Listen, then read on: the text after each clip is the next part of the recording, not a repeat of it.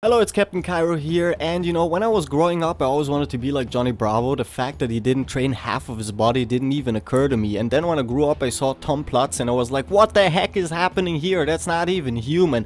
And if Avengers taught me anything in my life, it's that all things should be balanced, and that even Rick and Morty, they did train their upper bodies, but they did also train their lower bodies, which was really shocking to me because for half the time I was training I never did that. So we're gonna talk about squat variations today, and we're gonna start out with the conventional squat. Now, there's not a lot to talk about when it comes to the conventional squat. All you have to keep in mind is stay a little bit wider than shoulder width apart and go down at least parallel. If you can go booty to grass, then you can do that. If you can't and you don't have the control of over your lower back, then you probably shouldn't. Just go as low as parallel. If you don't go low enough, you're gonna hurt your knee, so keep that in mind. This is very important. Most people don't actually hit parallel when they do squats.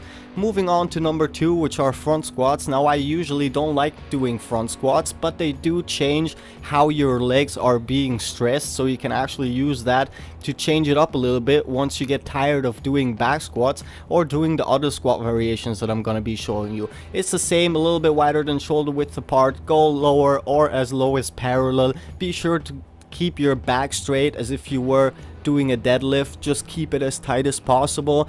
Now, be sure not to hurt your shoulders when you're using a lot of weight here. Since I never use a lot of weight because I'm too weak, I can't really hurt my shoulders. Moving on to the next one, we open our legs a little bit farther apart and we sit down to each side. One side, other side. Now, this one needs a little bit more mobility, and you're going to start out with a little bit lower weight, because if you do this wrong, you're going to rupture your inner thighs and you're going to be laying there crying like a baby. So keep that in mind. Don't use too much weight if you're just starting to learn this movement, but it's very important, and you can really put this into your training to help your legs expand and explode in size. Just look at my legs, they look fucking fantastic.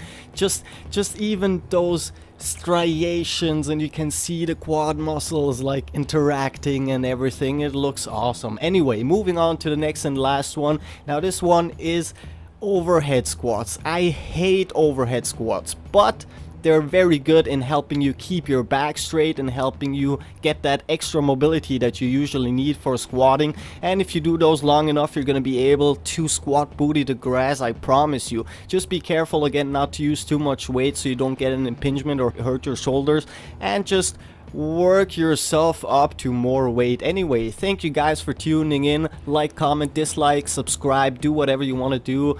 Peace out.